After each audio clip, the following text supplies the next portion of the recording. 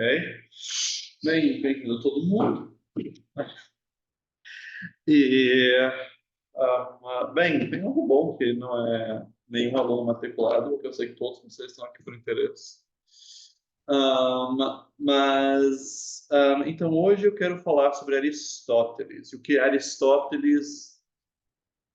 como Aristóteles se relaciona a essa tradição mítica e como ele se relaciona a Platão, né? Como Aristóteles é lido, quando, assim, o que a gente pode fazer com Aristóteles quando a gente tem esse ponto de partida de que a filosofia grega basicamente sai da exegese de mítica grega, dos mitos gregos. Ela não é um exercício da razão natural.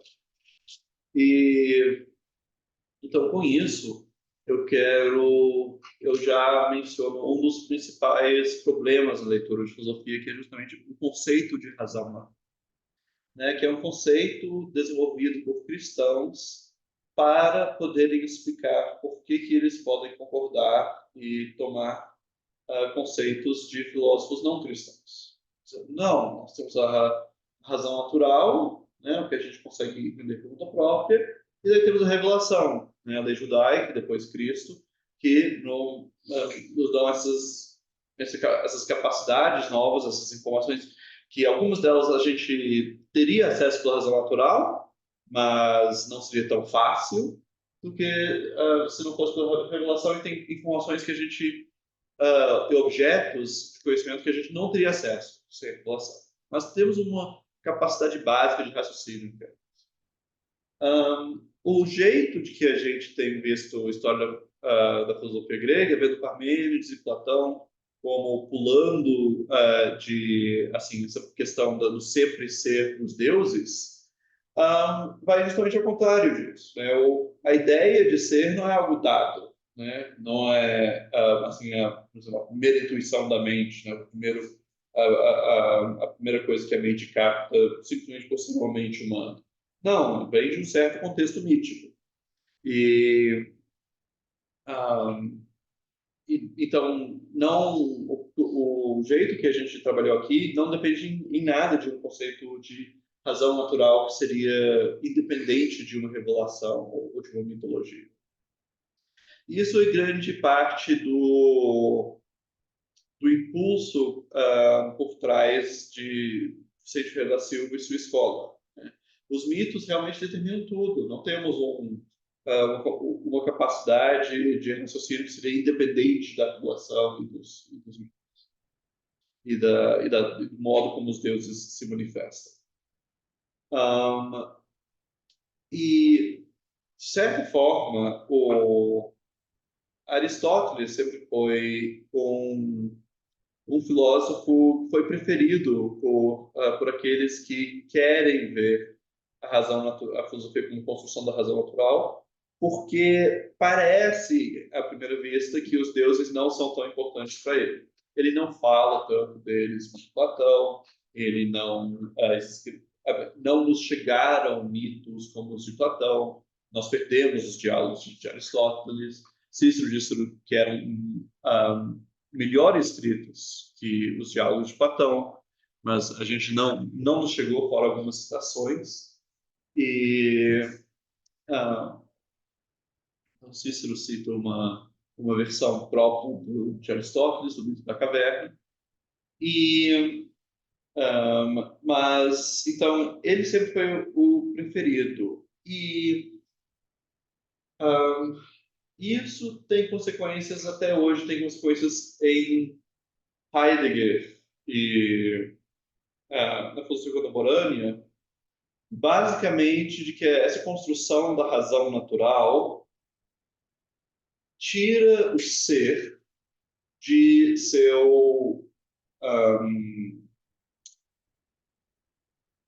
seu apoio transcendente.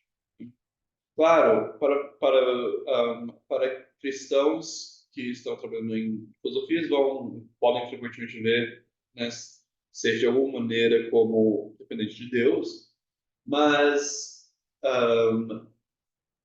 ele também pode ser visto como a razão consegue compreender Deus, né, por si só, sozinho.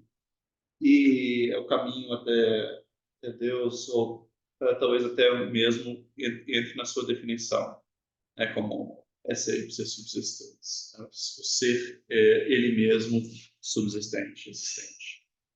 Um, o ser, um, agora, mas tem essa tendência de filosofia moderna de reduzir daí, bem, esse ser, a gente falou sobre como ser é presença, e daí se ele é presença e não é uma presença dos deuses, se ele é presença a nós, daí tem essas histórias de degradação que a gente vê, né, de degradação progressiva de ele ser para a nossa razão, daí para a nossa razão histórica, nossa razão agora, ocidental, e essas histórias de niilismo, né? Até o ponto de que você chega na técnica, no Big Data, que reduz tudo para o olhar humano, o olhar de medir todas as coisas. Foi a pergunta que se fez, né, que o Fernando fez, sobre qual a diferença entre falar de ser e falar de Deus, né? E nessa construção de ver a filosofia simplesmente como um exercício da razão natural independente de qualquer mitologia, isso já é um grande passo dado para reduzir o ser simplesmente à presença de alguma coisa maximamente presente. Porque você já não está fundando o ser em uma instância transcendente, então você já não tem mais esse jogo de presença e ausência, de um fundamento para o ser que ele mesmo não está completamente presente. Então, isso parte do porquê que é importante lidar com Aristóteles aqui, porque ele seria assim, um exemplo de, não, olha, filosofia só faz esse argumento.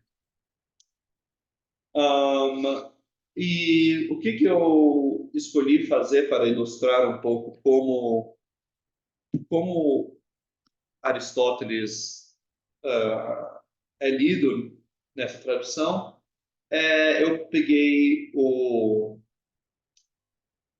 texto do Timeu, sobre a construção da alma do mundo, tá no Drive, Timeu, Alma do Mundo, e também daí a crítica que Aristóteles faz a isso no De Anima. Então a gente vai ler primeiro o Timeu, daí a gente vai ler a crítica de Aristóteles, daí vou falar um pouco sobre qual é o ponto dessa crítica. Mas isso vai ser só, assim, é uma ilustração. Tem outras maneiras de situar Aristóteles dentro de sua piedade. Então, tem um trabalho de um pesquisador francês, cujo nome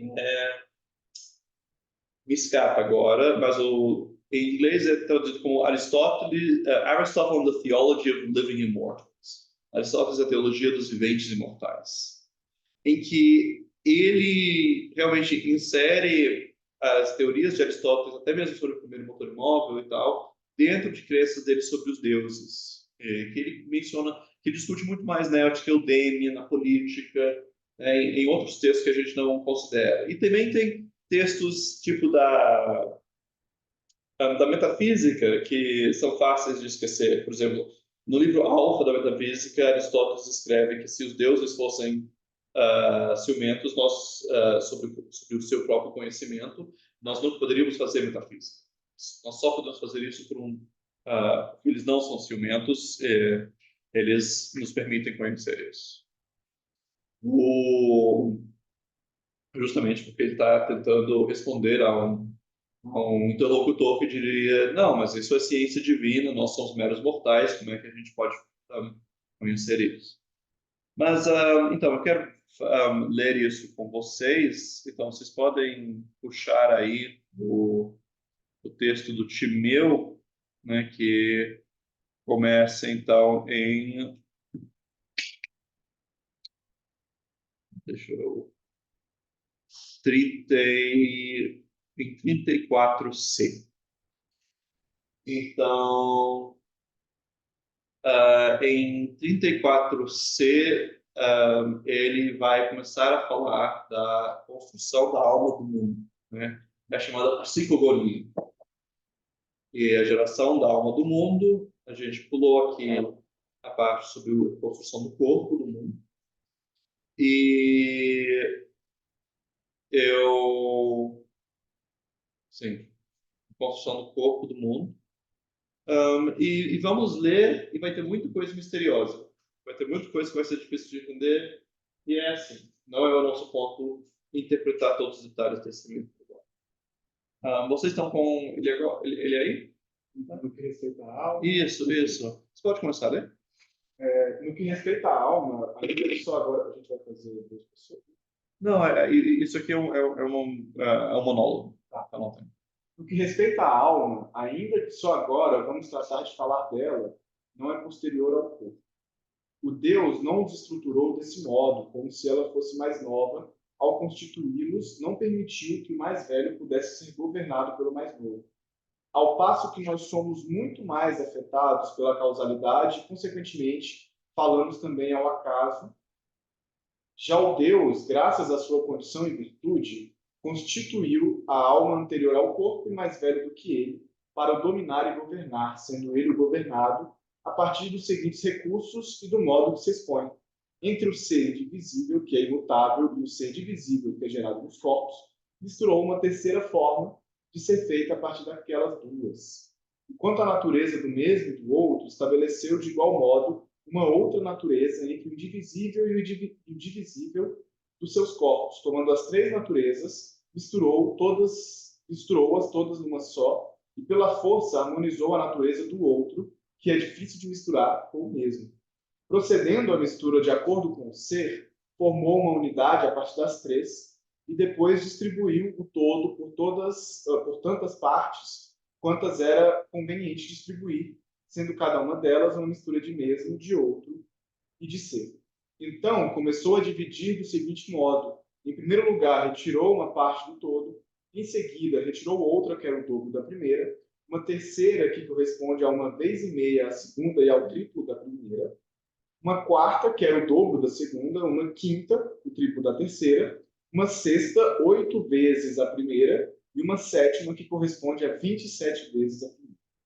Depois disto, preencheu os intervalos duplos e triplos, subtraindo partes da mistura inicial e colocando-as entre as outras, de tal forma que cada intervalo tivesse dois centros, um que transpõe um dos extremos e é transposto pelo outro na mesma fração, e outro que transpõe o extremo que lhe é numericamente idêntico. Também ele é transposto. Então você quer continuar? Destas ligações. Dessas ligações foram gerados os intervalos atrás referidos outros intervalos de 1,5, 1 terço e 1 oitavo. Através do intervalo de 1 e 1 oitavo, preencheu todos os de 1 terço e 1 terço e deixou uma parte de cada um deles, tendo este intervalo sobrante sido definido pela relação entre o número 256 e o número 243. Foi deste modo que a mistura, da qual retirou aquelas partes, foi utilizada na sua plenitude. Então, cortou toda esta composição em duas partes, no sentido do comprimento, e sobrepondo-as, ao fazer coincidir o centro de uma com o centro da outra, semelhante ao X. Dobrou-as em círculo, juntando-as uma a outra pelo ponto oposto, aquele pelo qual tinham sido ligadas, e impôs-lhes aquele movimento circular que gira no mesmo local. Destes dois círculos, fez um exterior e outro interior. Então, determinou que o movimento exterior corresponderia à natureza do mesmo, e o interior à do outro. Fez com que o movimento do mesmo se orientasse para a direita, girando lateralmente, que o do outro se orientasse para a esquerda, girando diagonalmente, e deu preeminência à órbita do mesmo e do semelhante, pois a ela só deixou ficar indivisa. Por outro lado, a órbita interior dividiu em 6 partes e formou 7 círculos visuais, fazendo corresponder cada um deles ao intervalo duplo ou triplo, de tal forma que havia 3 tipos de intervalos. Definiu que os círculos andariam em sentido contrário uns aos outros, 3 dos quais com velocidade semelhante, os outros 4 com velocidade diferente entre os outros três, mas movendo-se uniformemente. Logo que a constituição da alma foi gerada de acordo com o intelecto de quem a constituiu, este passou a fabricação de tudo quanto dentro dela corpóreo, e ajustando sempre de um ao centro do outro, unidos. Deste modo, entrelaçado em todas as direções, desde o centro até a extremidade do céu, abarcando o exterior do círculo e ela girando em torno de si mesmo, a alma deu início ao começo divino de uma vida indistinguível e racional para todo sempre. Assim foi gerado o corpo do céu, que é visível, e a alma, invisível, que participa da razão e da harmonia, e é a melhor das coisas engendradas pelo melhor dos seres dotados de intelecto, que são a mente. Constituída pela mistura dessas três partes da natureza mesmo, o outro e o ser, dividida e unida, segundo a proporção, ela gira em torno de si própria, sempre em contato com qualquer coisa cujo ser pode ser dividido, ou com qualquer coisa cujo ser não pode ser dividido, é movimentada na sua totalidade. Ela informa a que entidade isso é semelhante, de que entidade é diferente, e principalmente em relação a que entidade e em que circunstâncias acontece afetar o que deve, o que lhe vem e o que é eternamente. E por cada um destes é afetado.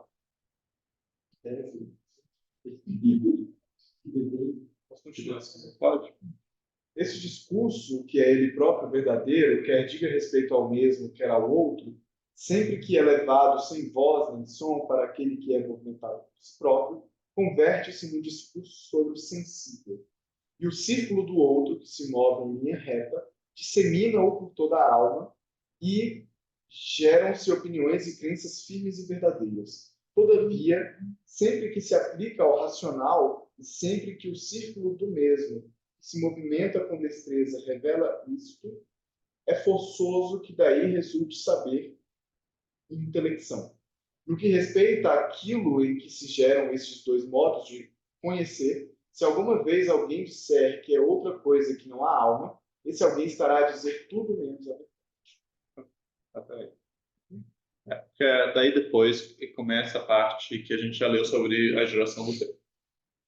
Ora, quando o pai que o engendrou se deu conta que tinha gerado a representação dos deuses, por aí vai. Agora, o que a gente leu é, como ele diz, parte de um discurso verossímil, um discurso semelhante, um discurso que é por meio de imagens. Está claramente exposto no texto, isso aqui é apenas uma imagem. E é uma imagem bastante corpórea.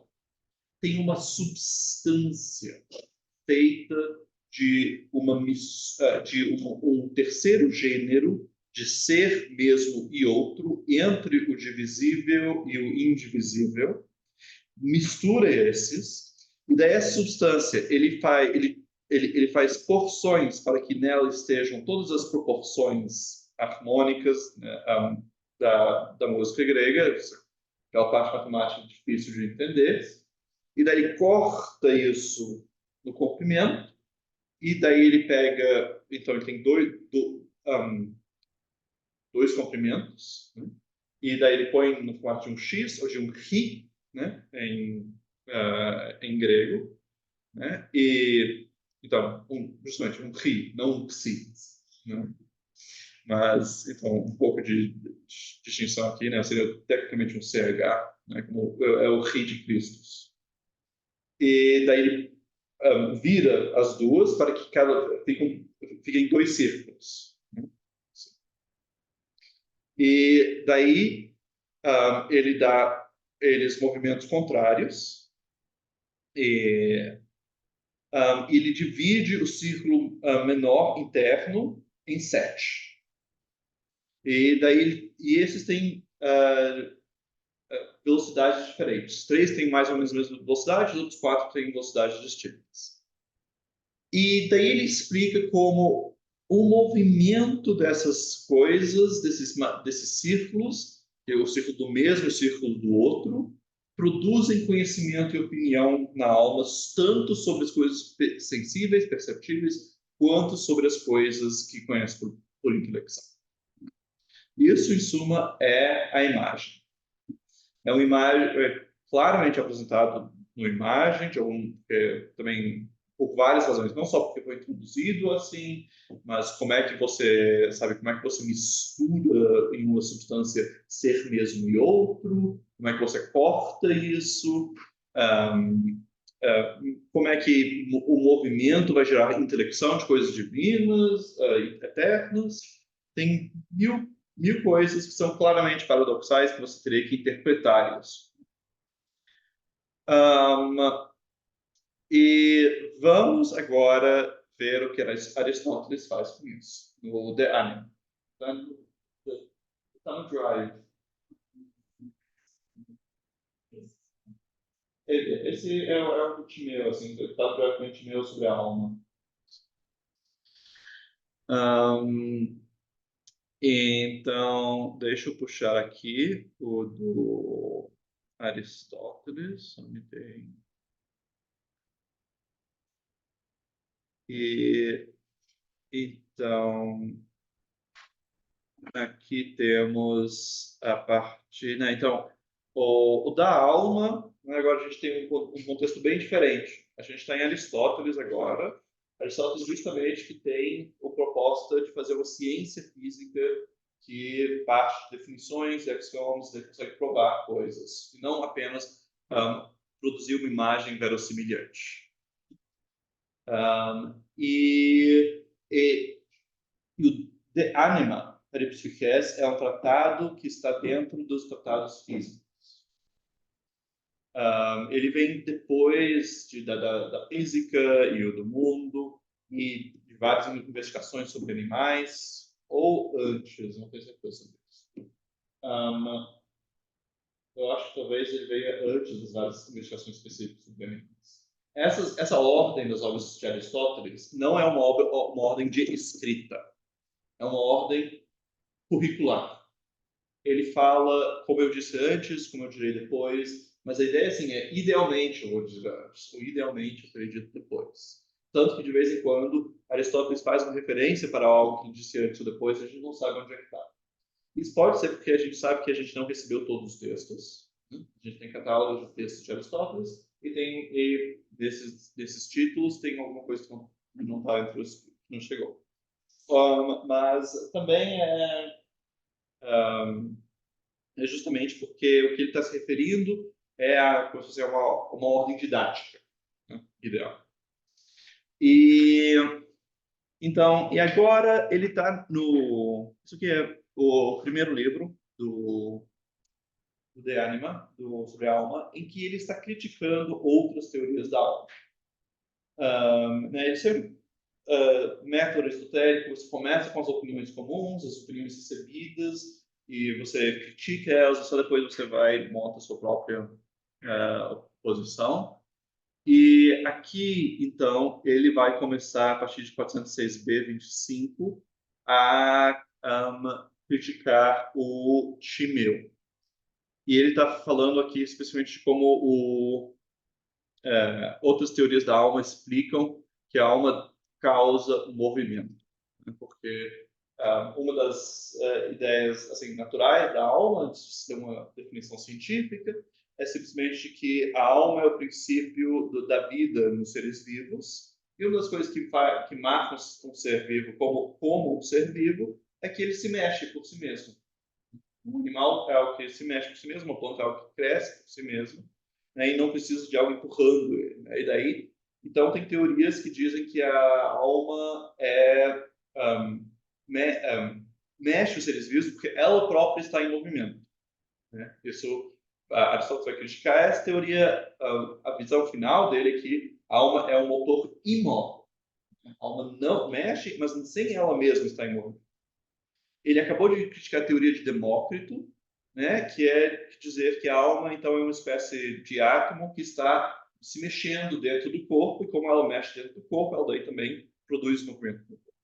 Né? E agora ele vai passar para o Timeu. Então, Juliana, você conseguiu já? Não, tudo bem. William, você está com o texto aí? Tá. Acho que o PDF está escrito da alma. Ah, Então, se você puder começar para a gente da mesma maneira também o Timeu. Da mesma maneira, também o Timeu explica, em termos físicos, que a alma move o corpo, pois é por mover-se e por estar entrelaçada ao corpo que ela também o move. Como a alma é constituída a partir dos elementos e repartida de acordo com os números harmônicos, a fim de que tenha percepção sensível inata da harmonia e que o universo se mova por locomoções consoantes, o demiurgo curvou a reta em círculo e, tendo extraído do uno 2 círculos tangentes em 2 pontos, de novo tornou a dividir um deles em 7 círculos, como se as revoluções do céu fossem os movimentos da alma.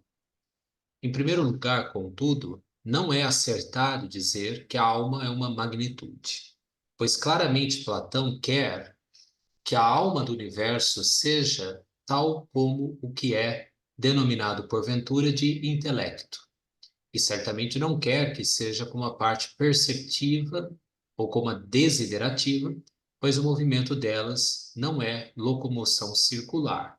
Ora, o intelecto é uno e contínuo como o pensamento, e o pensamento o intelecto é uno e contínuo como o pensamento. E o pensamento são as coisas pensadas, que são umas por estarem em sucessão, como número, e não como a magnitude. E por isso o intelecto não é contínuo deste modo. E ou bem é sem partes, ou bem é contínuo, mas não como uma magnitude. Pois, sendo magnitude, como pensará?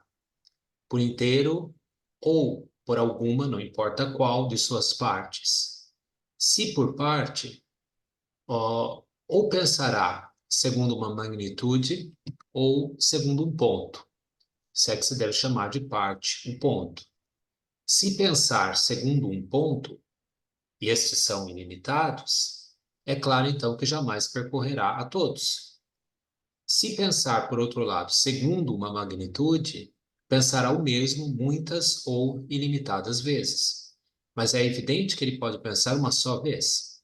E se é suficiente tocar, por não importa qual parte, por que deveria se mover em círculo ou mesmo ter de todo magnitude?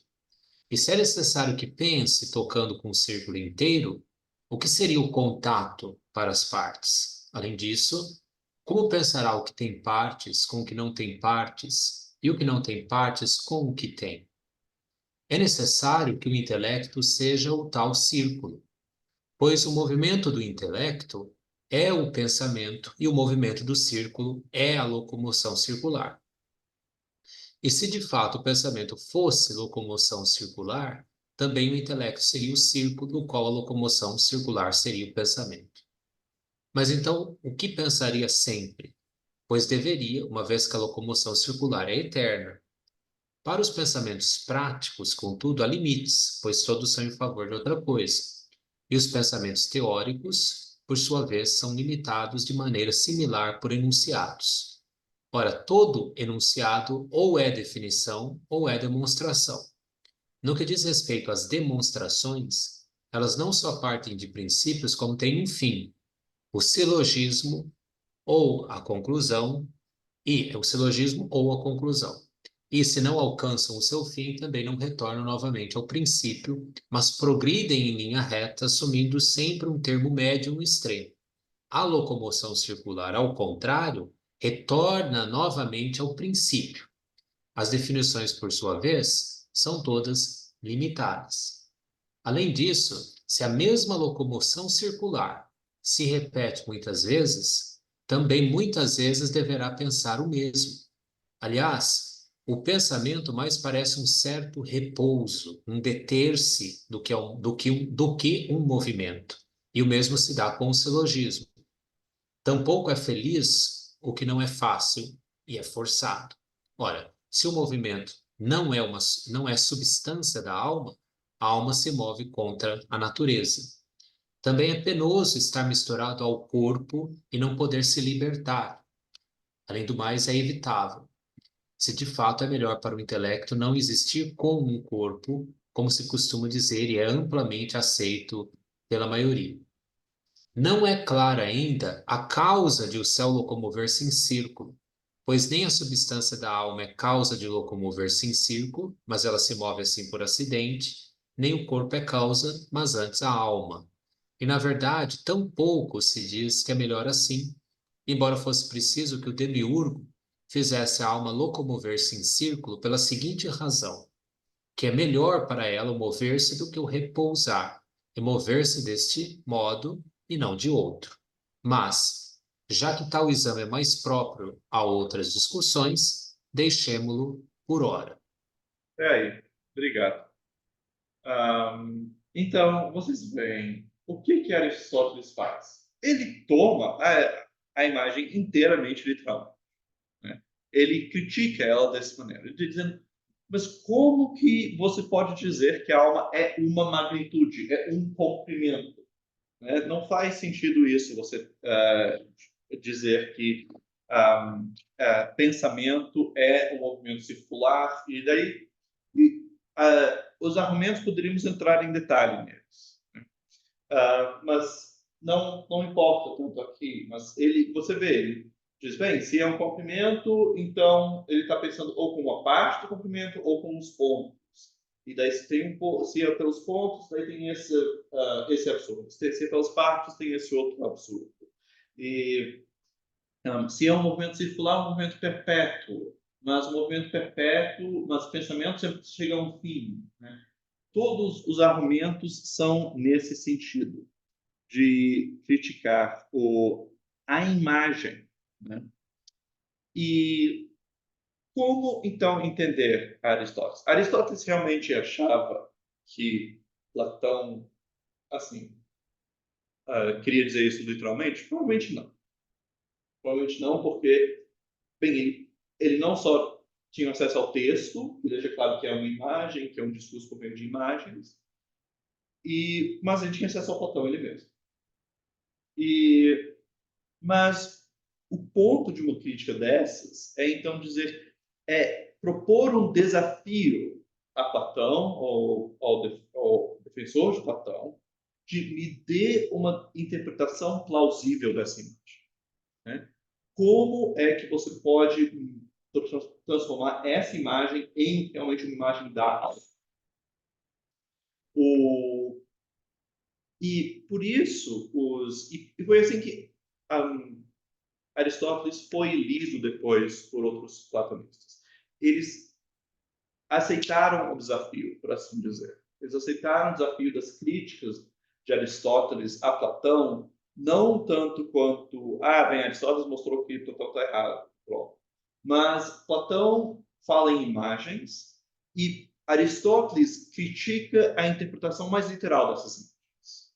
Então, por exemplo, na metafísica, Aristóteles também critica a ideia de que o nous, no sentido o primeiro motor imóvel, pense algo distinto dele, né? Ele diz, não, tem que pensar assim mesmo. Ele está claramente criticando a imagem de que o demiurgo e o paradigma são coisas separadas.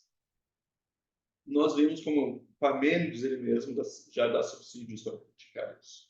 E o que Platão herda de Parmênides, e o fato que Platão claramente está herdando Parmênides, não sugere que também Platão talvez já tivesse assim. Mas o que Aristóteles faz é que ele diz, bem, essa imagem como tal não pode ser aceita. Por isso, os neoplatônicos, quando se referem a Aristóteles, eles usam o termo daimonios, né? Então, como um daimon. Eles, ao contrário de Platão, sempre em epíteto theos, divino. O que é o daimon?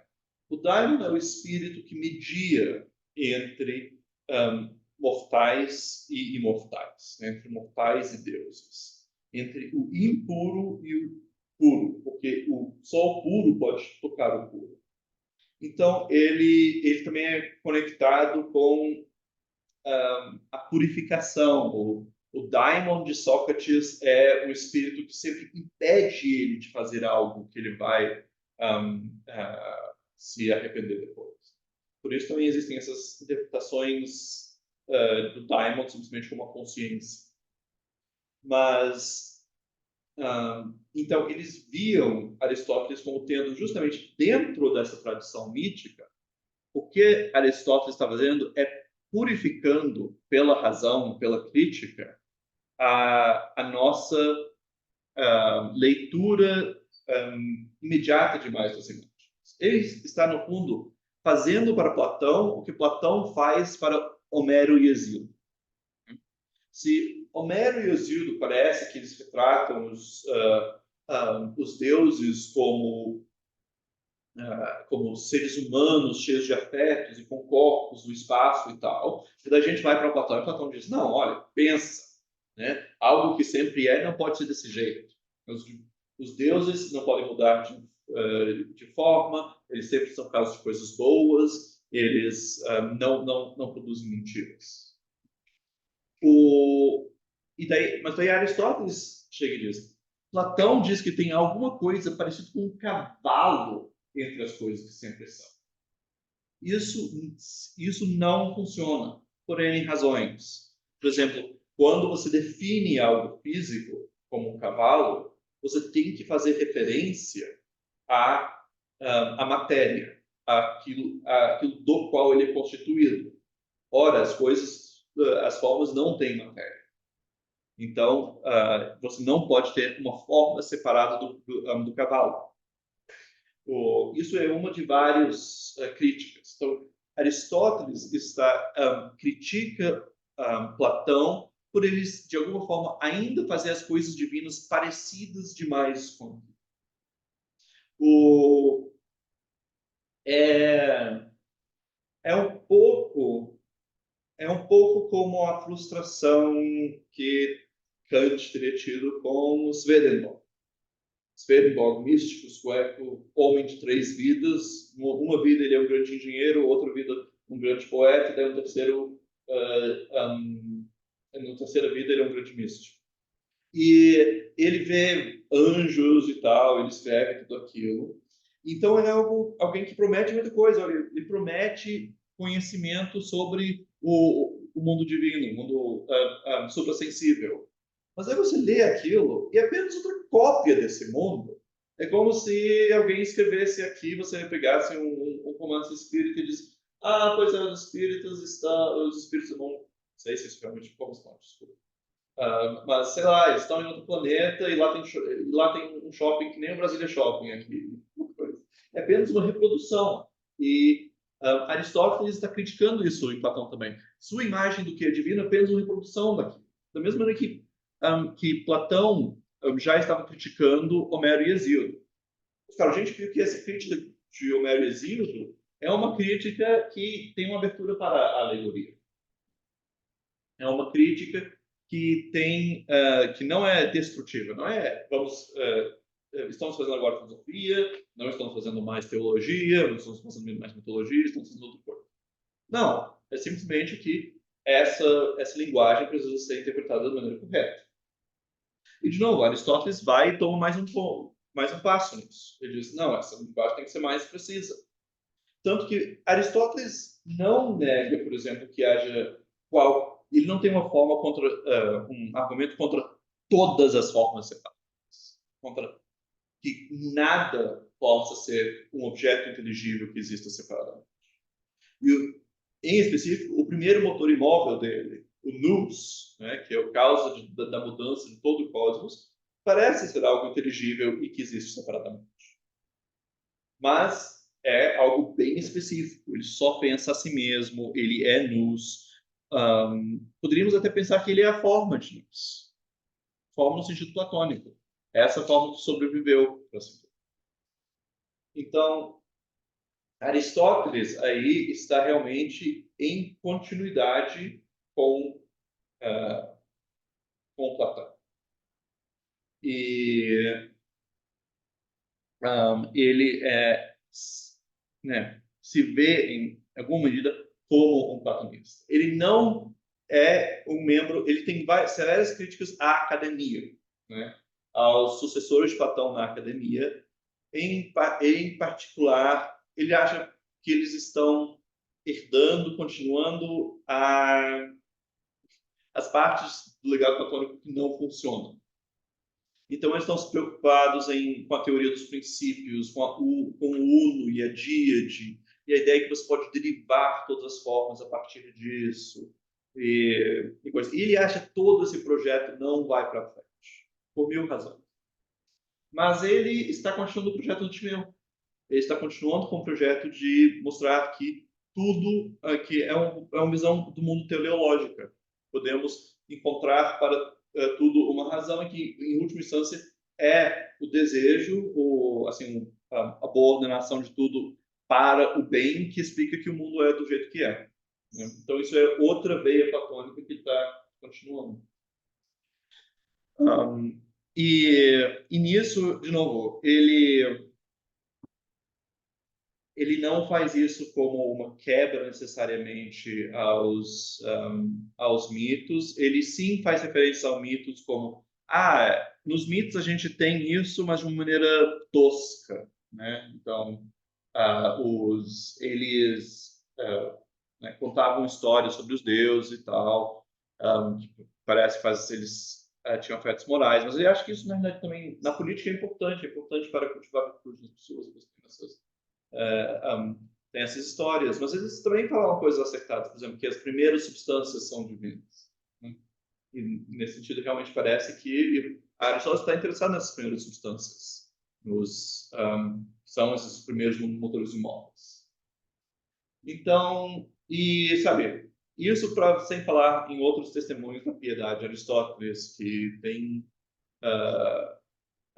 né, a gente tem o que teria sido o testamento dele, que claramente ele fala de sacrifícios e tal, então, pessoa claramente envolvida, né?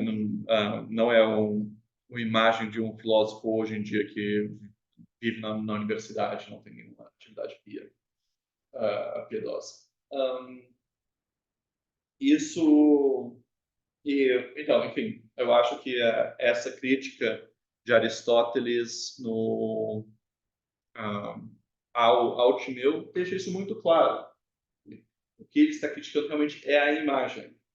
E por isso os platônicos posteriores tomaram ele como um purificador, né? Alguém que você passa por Aristóteles para que você chegue na interpretação correta de Platão.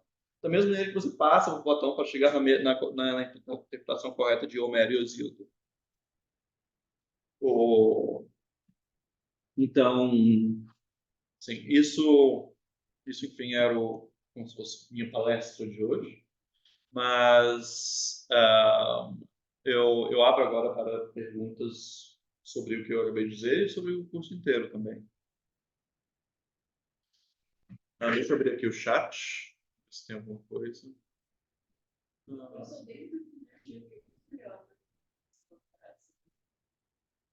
Bom. Sim.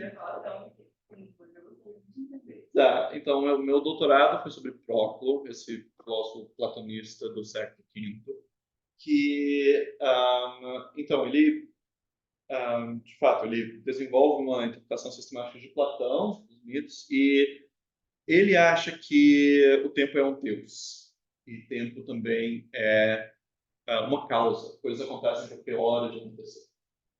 E eu mostrei como ele chega nessas visões respondendo, porque ele acha que são soluções para problemas de como explicar a mudança que vem desde Platão e Aristóteles.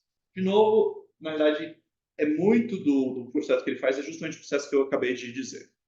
Que ele encontra coisa em Platão, e daí tem críticas de Aristóteles, e para mostrar que Platão já tinha respondido essas críticas, ele elabora sobre a interpretação de Platão. Em particular, Platão diz que o movimento é uma mudança, que o tempo é uma mudança, né, nessa passagem que a gente leu. E Aristóteles tem 4 ou 5 argumentos muito bons contra isso. Uma mudança sempre é de um corpo ou um lugar. Então, sempre está em um lugar, mas o tempo está em todos os lugares. A gente consegue imaginar que haveriam vários mundos, e cada mundo movendo por si próprio. Mas o tempo é como os números, e só pode ter um tempo. Então, mas pode ter muitas mudanças. Então, o tempo pode ser mudança. Uma mudança, você pode dizer que ela pode ir mais rápido e mais lento, mas o tempo pode, isso não faz sentido. Então, tem 1000 coisas aqui que ele usa, e uma resposta que Proclo desenvolve, que usa muito Aristóteles, absorve muito Aristóteles, chega nessa conclusão de que o tempo é um deus, e que na realidade ele é esse deus que Aristóteles chamava o primeiro motor imóvel. Então esse é o momento em que Proclo, por assim dizer, engole a metafísica de Aristóteles dentro de Platão. E parte do ponto daí é dizer, Aristóteles não só estava errado sobre Platão consegue responder a todas essas coisas, mas ele só te chega, a filosofia de Aristóteles só te chega a esse Deus muito inferior que é o tempo. Platão nos fala de deuses muito mais importantes. Fala do Demiurgo, que estrutura, a estrutura eterna do mundo. Fala de deuses que são de almas, que é responsável pela própria estrutura lógica, da lógica, né, da possibilidade. Então, Platão, também Homero e Hesíodo vão te entregar esses deuses. Aristóteles, pobre cara, a filosofia dele só te chega ao tempo. Esse é o meu doutorado.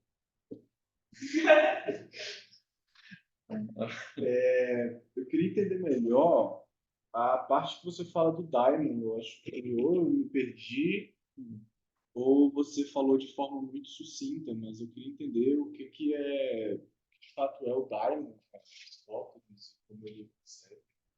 Porque não é só a consciência, né? Ele é algo além, mas o que é? Sim, então, eu não falei do daimon para Aristóteles.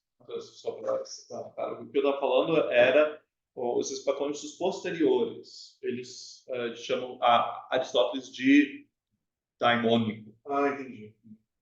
Isso não é uma visão de Aristóteles. Sim. Eles acham realmente que é algo mais do que... Eles estão seguindo Platão, e é algo mais do que mera consciência. É um espírito, como se fosse um espírito guardião nosso, que nos liga aos deuses. E ele é especialmente conectado com essa tarefa de purificação, e é por isso que eles chamam Aristóteles de purificador. Por isso que eles chamam Aristóteles de daimônico, porque ele é purificador. Então a proposta é que o Aristóteles ele está refinando a linguagem. Ele está dizendo que, beleza, você está falando uma parada certa aí, você acertou, porém a sua linguagem ela precisa ser mais refinada para que não haja erros na interpretação imagética do seu documento. A ideia aqui é que, assim, Aristóteles, como Platão, como Homero, como Hesíodo, estão interessados no conhecimento das coisas divinas. Isso é o que há de mais valor na vida. Isso é porque a metafísica começa com todos os seres humanos, por natureza, desejam conhecer. E um sinal disso é o prazer dos sentidos. Por que ele começa assim? Porque ele vai querer explicar, convencer o leitor de que isso que ele propõe, que é o conhecimento que é bom por si só, que é o conhecimento das melhores coisas, também interessa a você. Ele começa com algo bem simples. Você gosta de conhecer, e um sinal disso é que você, de vez em quando, vê uma paisagem e você acha linda, e você tem gosto nisso. Então, isso já mostra para você que você, na verdade, já gosta de conhecimento. E daí, o primeiro livro da metafísica vai dizendo, bem, olha, se você gosta de conhecimento, vamos pensar o que realmente é conhecimento. Vai ser conhecimento por causas e tal, e vai chegar assim na ciência que a gente busca, que seria a metafísica. E então tem esse projeto de conhecer as coisas divinas, né? que é como E Aristóteles está fazendo para ele a versão mais mais mais correta, menos presa a imagens, né? E mais conceitual de Deus. Isso seria a visão. E daí, platônicos posteriores dizem Aristóteles está certo nas imagens que critica, mas ele é, como assim dizer, ele é mesquinho nos conceitos que desenvolve. Nós podemos conhecer mais do que só isso. E é por isso que Platão e Homero usaram essas imagens extravagantes. Mas a gente consegue conhecer mais. Mas, claro, você precisa passar por uma educação, você precisa passar por uma purificação da nossa mente para que a gente chegue nisso. Porque, realmente, sem essa purificação, parece que, né, os deuses são pessoas enormes, super poderosas. Uma pergunta rápida aqui, relacionando os temas do esquecimento do ser com esse do Aristóteles. Qual é a relação entre essa busca de uma linguagem unívoca, com a qual se poderia falar do ser, e o tema do esquecimento do ser? Vamos unir essas coisas.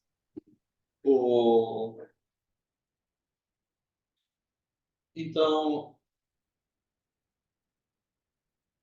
a busca... Eu vou primeiro fazer a conexão da pior maneira possível.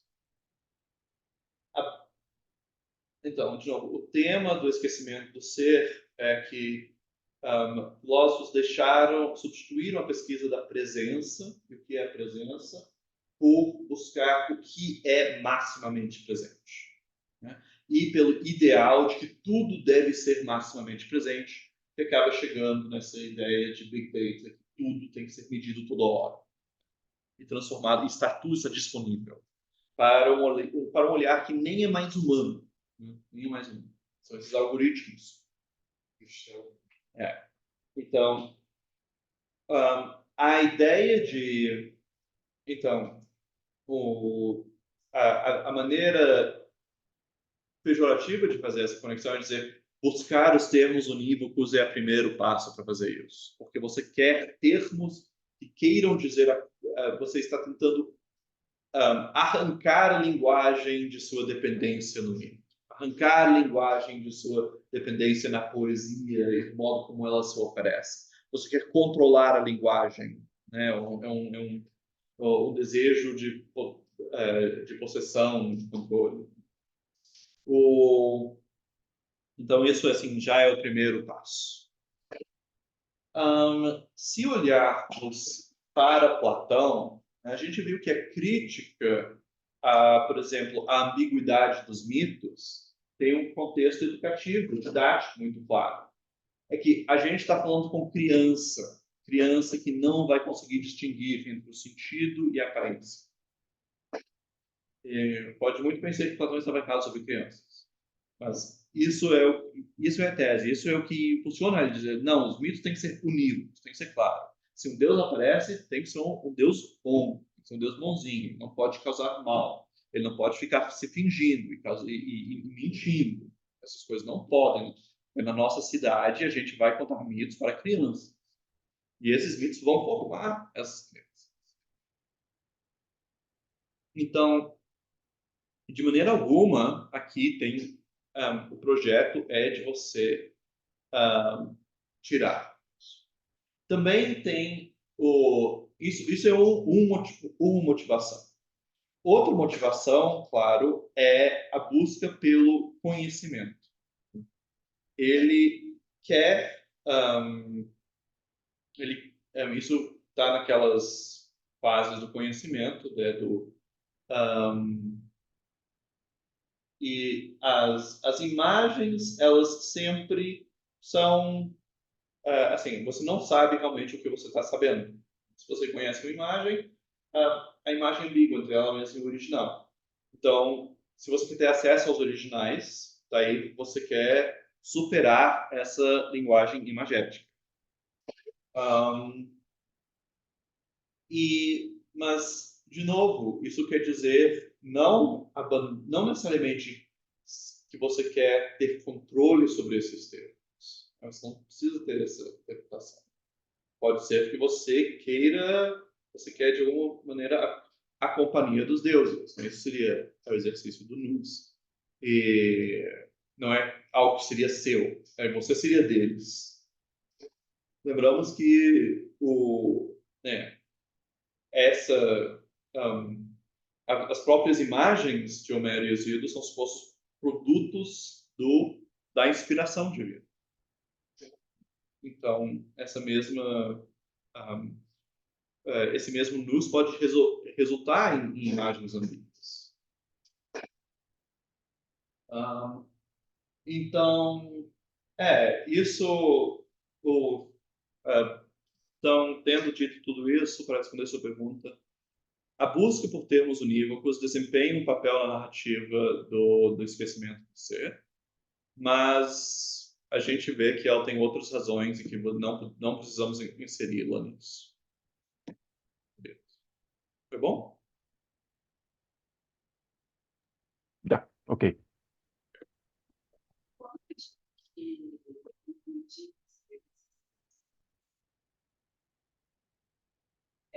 Por exemplo, na vez que a gente debateu uma aula sobre o que é o caos, porque tinha um estranho que tinha vários braços, e a criança não sabia discernir esses vários braços.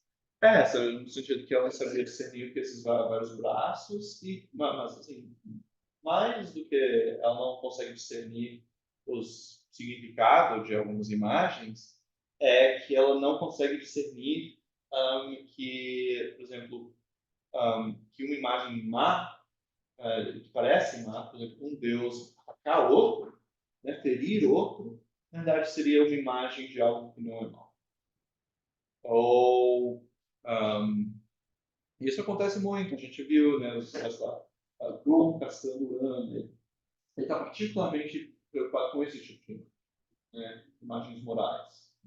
Assim, claro, essa coisa de que ela não consegue interpretar os detalhes também é verdadeiro, mas não é tão problemático.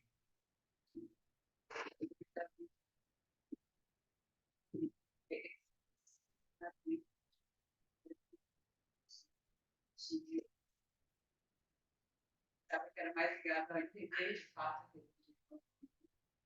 Não, então Sócrates foi condenado por introduzir deuses novos, né? Mas, bem, isso é outra assunto.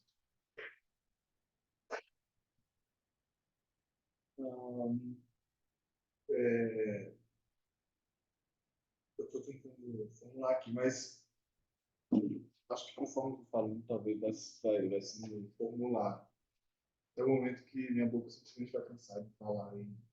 E ela vai acabar. Exatamente. Mas parece que quando o Platão ele comete o parricídio, que é colocar o não ser dentro da filosofia, ele já está fazendo um refinamento do Parmênides. Porque colocar o não ser na filosofia é você criar dialética. Você conseguir falar que algo é algo, e você falar que algo é algo, é você falar que ele não é igual a si mesmo, mas ele é igual ao que ele não é. Né? Sei lá, esse computador é branco. Eu estou juntando duas categorias diferentes, computador e brancura. Né? Então, eu estou falando que o computador ele é algo que ele não é, né? Ele não é branco, ele não é a brancura. Ele é algo que ele não é. Eu estou predicando. Tá? E já o Parmênides, no Parmênides a gente não pode dizer o não ser. E em Platão a gente está dizendo não ser quando a gente está dizendo que ele é o que ele não é. Isso é um refinamento, né? Ele está de alguma forma refinando a possibilidade de que a gente fale sobre as formas e fale que isso é uma forma, ainda que isso não seja uma forma. Tá. Sobre o refinamento, claro, Platão já está fazendo isso, sem dúvida. Se ele está, se é mesmo um parricídio, isso não é um parricídio mesmo ou não? Não é claro, porque se como a gente viu, se nós temos razões para pensar que o sempre ser do Parmênides é o ser dos deuses, daí é Parmênides que perdeu alguma coisa na tradução para, assim, perdeu e não perdeu. Ele não tem um jeito muito claro de falar de multiplicidade dentro do ser. Mas ele tem alguns jeitos. Ele fala que é como uma esfera, ele fala que é pleno, né? Ele fala que pelo menos tem ser e tem pensamento, né? Então, ele tem, podemos ver o parricídio apenas como mais um passo para falar mais claramente sobre essa multiplicidade. Eu tinha pensado, na verdade, que o próximo passo nas nossas leituras de Platão, se a gente continuasse sendo Platão, seria pular para o sofista. Mas eu achei, e assim, poderia ter feito isso, mas eu não sei, eu julguei que ia ser demais para um curso de introdução a gente ler o sofista. Que é um diálogo muito difícil, muito complicado. Mas lá ele introduz essa questão da mistura dos gêneros, né? Então, quando, por exemplo, você pega uma forma e predica de outra. Não só que isso aqui é um computador e que então isso aqui é branco, mas fazer uma combinação da forma do ser com a forma do outro, para que daí você tenha o outro do ser que é o não ser. Então, lá, lembra que a gente viu que as formas parecem corresponder aos deuses. Então, ele está pensando na junção de deuses, né? E no que resulta dessas junções. Porque é justamente o final da teogonia que a gente leu. São todos esses casamentos de Zeus. E, claro, durante toda a coisa a gente viu vários casamentos. Mas isso que ele está... Então, mesmo esse parricídio seria ainda algo que reflete a fonte mítica.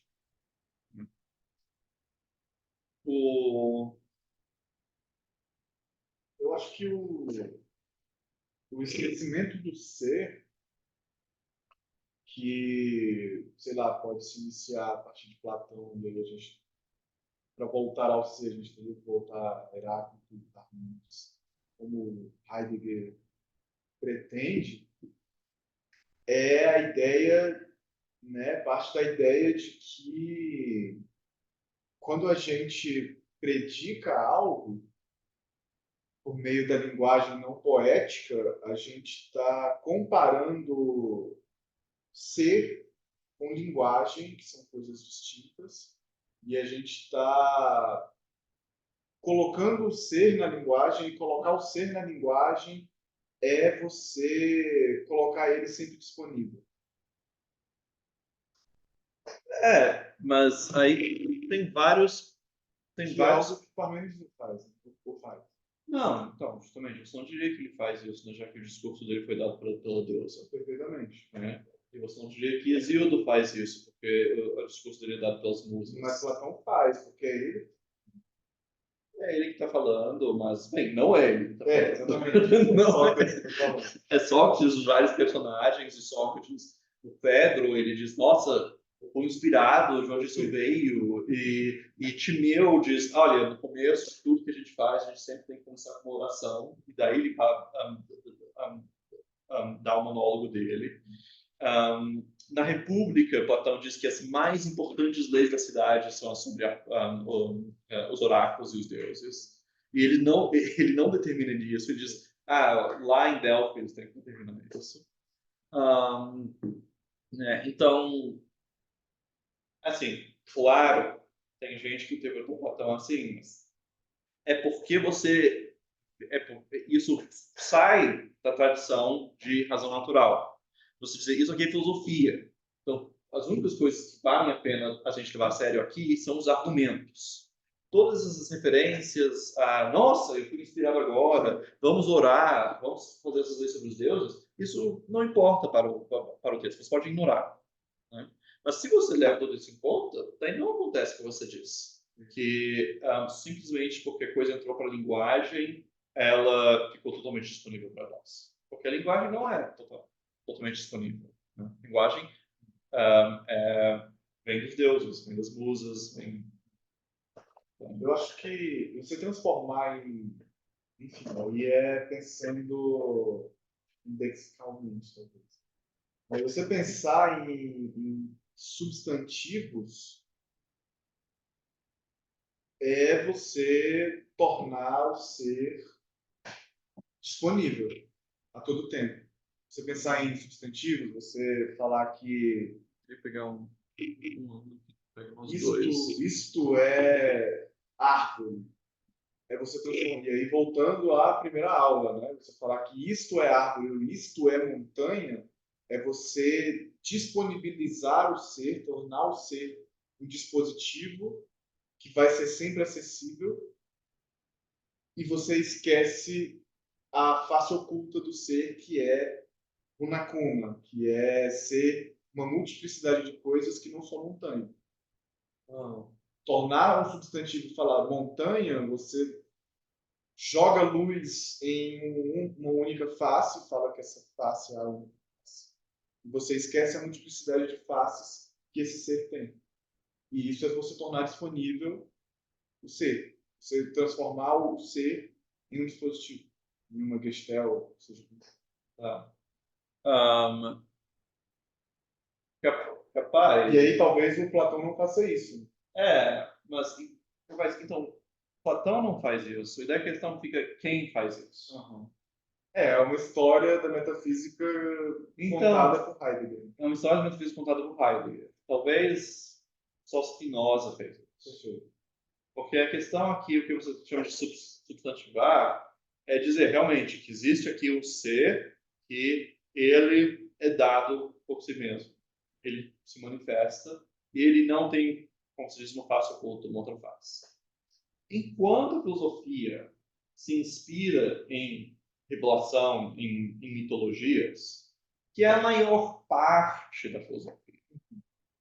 Daí, então, até mesmo os epicuristas, até mesmo para eles, os deuses são importantes. Eles não conseguem nos afetar, nós não tem que ter medo deles, porque eles estão no intermundus, mas eles têm um papel de, eles estão mandando as imagens deles e essas imagens são importantes para o nosso crescimento moral e tal. Né? São assim imagens de virtude. A gente quer ser equânimes como eles estão lá no intermundus. Tem um papel importante. Então, da natureza das coisas começa invocando, né? Acho que no educação por isso. Então, a maior parte da filosofia, se você ler ela está em diálogo com fontes além da razão.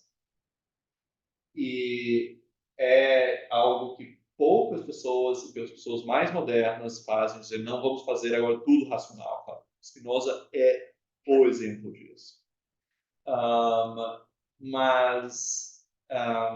E daí, e por isso que não é, você não pode só olhar o conceito, substância.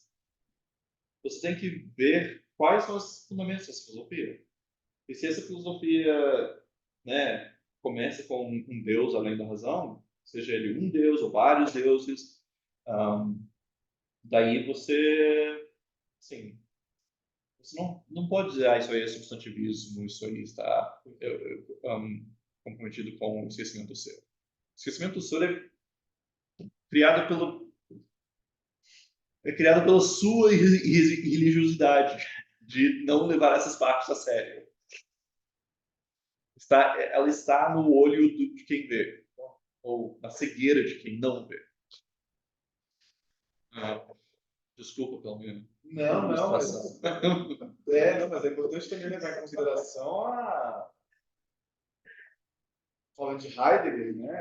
Não só a arrogância, mas o nazismo do Heidegger mesmo, quando ele fala de esquecer o ser e refundar a metafísica. Você está refundando a metafísica com base em quê, né?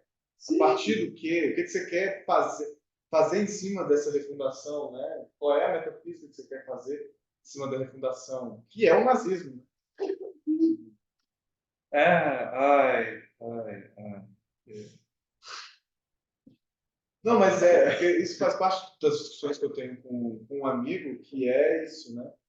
Essa história da metafísica que o Heidegger conta é uma das histórias da metafísica, assim como Aristóteles contou uma história da metafísica, assim como Hegel contou uma história da metafísica, né? Então, assim, eu acho que a contemporaneidade heideggeriana precisa muito levar em consideração que a história da metafísica do Heidegger é uma história.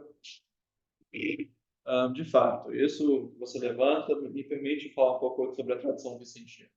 Então, Vicente ainda é muito heideggeriano.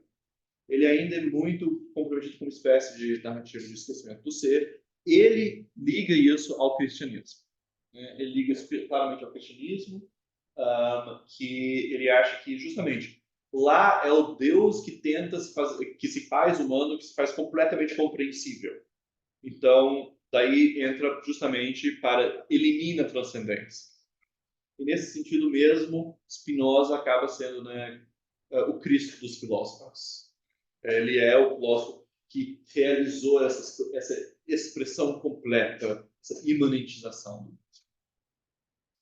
E então isso é ainda visão muito de Vicente, e por isso que eu acho perigoso esses discursos antimodernos, né? Você pode cair no reacionarismo de voltar para um passado que nunca foi presente. De fato. Sim, professor. Vamos pôr isso em um lugar. Eu vou continuar.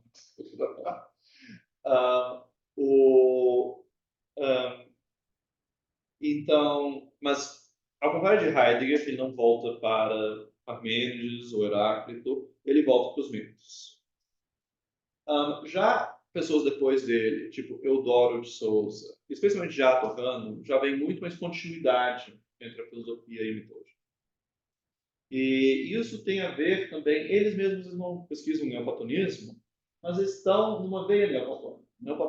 Os neoplatônicos eram esses platonistas, depois de Plotino, no terceiro século, que eles veem, constroem uma interpretação sistemática de Platão, mas eles veem uma continuidade entre Platão e a religião, entre Platão e os mitos.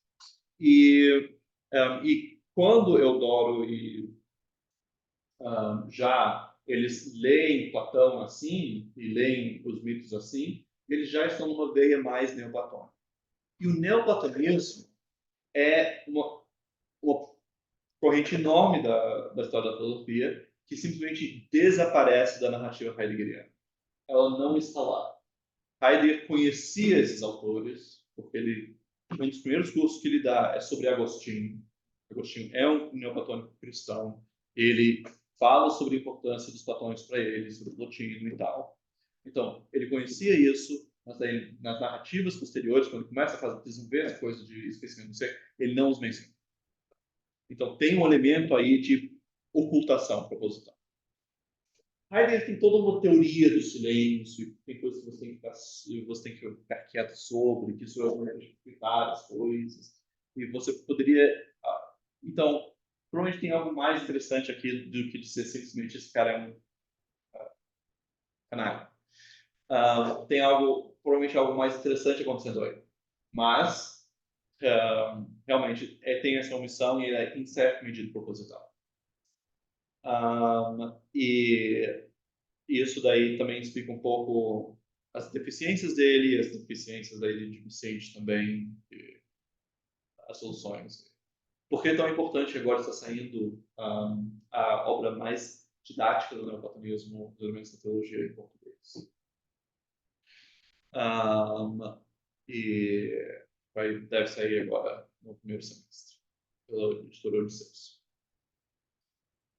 Ahn, isso. Ahn, mais alguma coisa? William, por favor. Não, tá muito esclarecedor essa aula. Eu gostei bastante de que você não coloca um rompimento em Platão e Aristóteles. Eu acho super importante, porque, como eu falei, nessa tradição que eu estudo, da semiótica, no caso do John Dewey, ele foi uma pessoa muito aberta, mas por virtude do River Forest tomismo, que os tomistas são insuportáveis na maioria, né? Mas tem alguns que às vezes são muito interessantes, como o John Dee. E eles tendem a fazer esse rompimento do Platão com Aristóteles, tendem a ser muito mais aristotélicos. Eu acho que esse foi um erro do John Dee, então isso foi muito esclarecedor. Mas só um outro ponto com relação ao esquecimento do ser. O John Dewey, a tese de doutorado do John Dewey foi em Heidegger, embora ele não fosse heideggeriano. E ele faz uma relação meio estranha, mas muito fecunda, muito interessante. Que ele pega em Tomás de Aquino um conceito do ser enquanto primeiro conhecido. Eles usam o termo latim ens ut primum cognitum. E segundo o Dewey, isso não foi tão desenvolvido entre os comentadores de Aquino. Porque esse ens primum cognitum não é a tendência de já reduzir ele para o ser metafísico. E em Tomás de Aquino ele é anterior, ele é um ser ainda confuso, ele ainda nem se distingue entre ens rationis e ens reale. E isso, a tese de doutorado do Dewey foi com relação a isso, depois de um discípulo dele, o Brian Campbell, que escreveu uma tese também, mas eles são tomistas, né? Então é outra visão de mundo, mas é muito interessante porque ele busca esse retorno ao ser por meio desse conceito do Aquino de ens ut primum cognitum. Mas eu achei muito esclarecedora a aula de hoje. Obrigado, obrigado.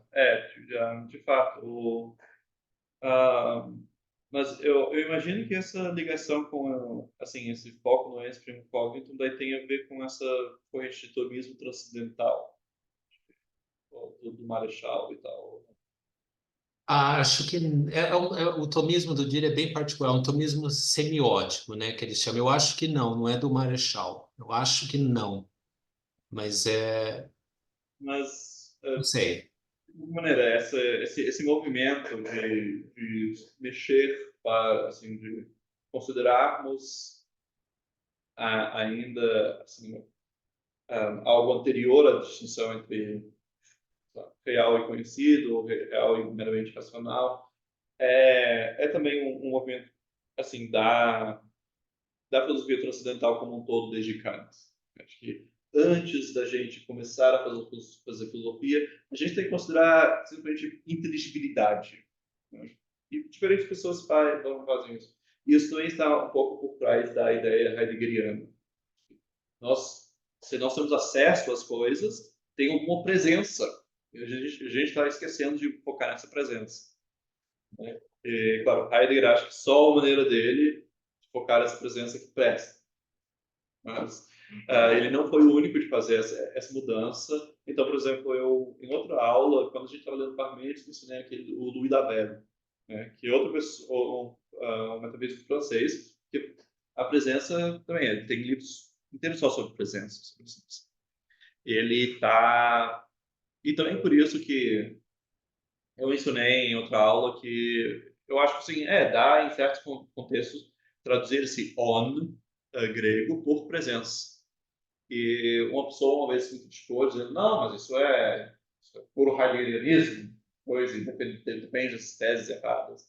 Mas não, eu acho que é uma conclusão que vários estudiosos, né, de filosofia grega, filosofia, chegaram no século XX, século XIX, e achavam que era importante ver ser com presença, justamente para a gente não olhar o mundo antigo com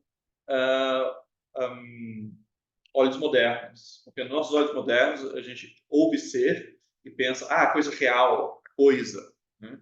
E daí a gente tem aqueles problemas de, mas a coisa está aí, eu estou aqui, como que eu chego na coisa, todos problemas de será que é tudo falso, os problemas de Matrix.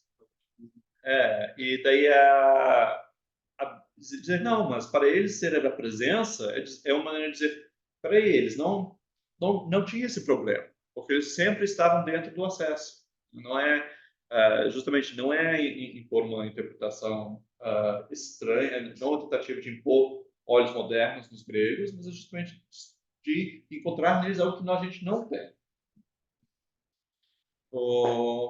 Mas, se for isso, é isso. E, olha, foi um prazer dar esse curso. E para os alunos matriculados, eu espero a avaliação até sábado, eu acho que isso, 3. E eu falo também para aqueles que estão assistindo online, que vão assistir uma gravação, né, vocês podem mandar em arquivo de áudio ou vídeo. Né, e é isso. Espero estar em contato com vocês depois. Obrigado.